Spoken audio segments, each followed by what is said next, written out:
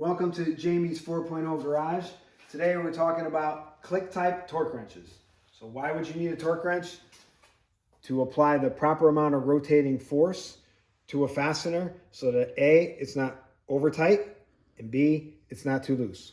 So with these torque wrenches we have lined up here, 3 different sizes: 1/4 inch drive, 3/8 drive, and a 1/2 inch drive. And you don't have to get the fanciest brand out there. This one here is probably 40 years old. It's a 1/2 inch drive and it still works the same, operates the same, gets the same results. So in order to use these, first you got to understand what you're doing. So you're applying rotational force to a fastener in the amount of pound-feet.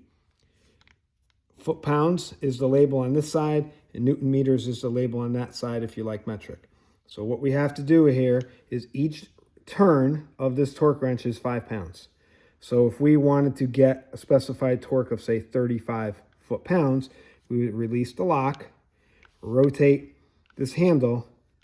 Each time it turns, it's 5 pounds. So we're going up.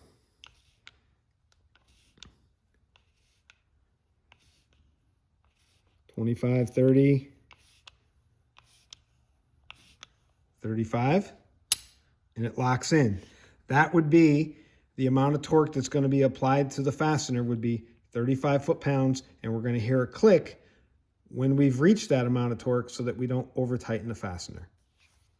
Now, we're going to talk about tightening up wheels today. So how would you look up the proper torque spec for a set of wheels that you're installing or putting your wheels back on after a safety check? You can either A, look it up in the factory shop manual or aftermarket manual, the owner's manual, online manuals, or for wheels and tires, there happens to be a torque chart specifically made for just about every year, make, and model car that's out there.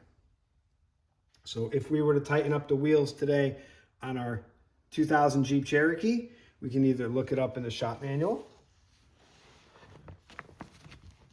and see what the torque spec is supposed to be. So this calls for 85 to 115 foot-pounds. That's our range. So we're going to go right in the middle at 100.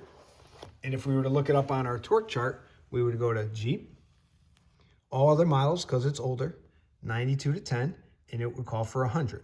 So we're going to do 100 foot-pounds on the Jeep that we have in the shop today.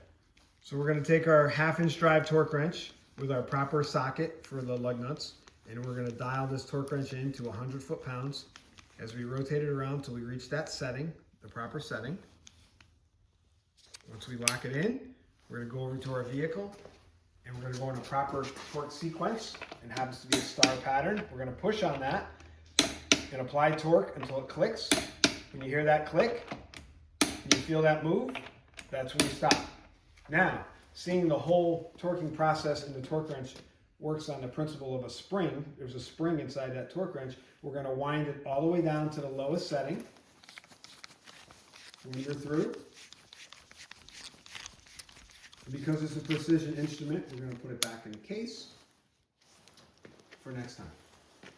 Thank you for watching. Please make sure you like, subscribe, and share the video.